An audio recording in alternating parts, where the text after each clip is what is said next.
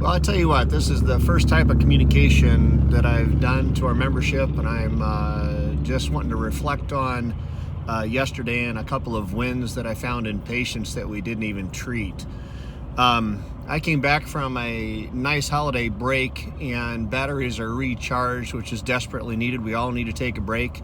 And lo and behold, I saw a couple of patients that, one, I'll focus on him first.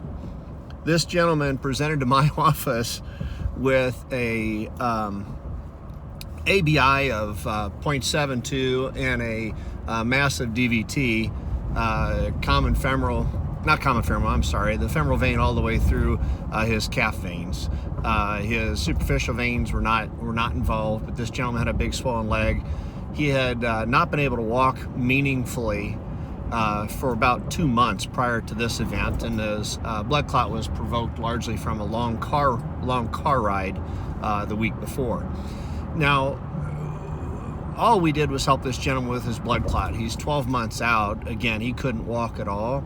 But just in getting him through his blood clot, getting him referred on to his peripheral arterial disease, this gentleman's had no intervention whatsoever. But this gentleman can walk now. He's on dual platelet therapy. Everything is open. He's got reflux in his deep system. He wears compression every day. And on days that he's working, he still gets 4,000 steps because we educated him in the importance of ambulation and compression. And he's 100% compliant with that. And the other thing is, he's not having the leg pain he was having with his walking. So we understand with peripheral arterial disease and venous disease, ambulation has a role. And this gentleman is just a great example of someone that you may not even be treating, but if you can educate them in appropriate steps to manage their care. And in fact, one of the big kickers here was he was also a smoker, and he's no longer a smoker. So you think about where he started and where he's at now. Yeah, we didn't fix a vein. We managed a blood clot. Well, we do a lot of that in Lafayette, Indiana. The reality is that there's no way to look at this gentleman other than a win. And as I thought about that this morning on my way to work, I wondered, how do other members assess wins in their practice?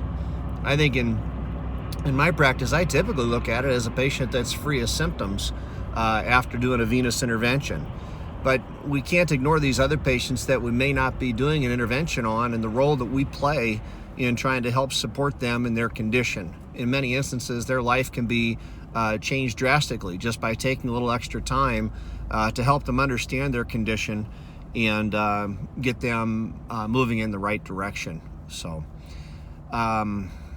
listen, Happy New Year to everybody. Let's get the year started off with a bang.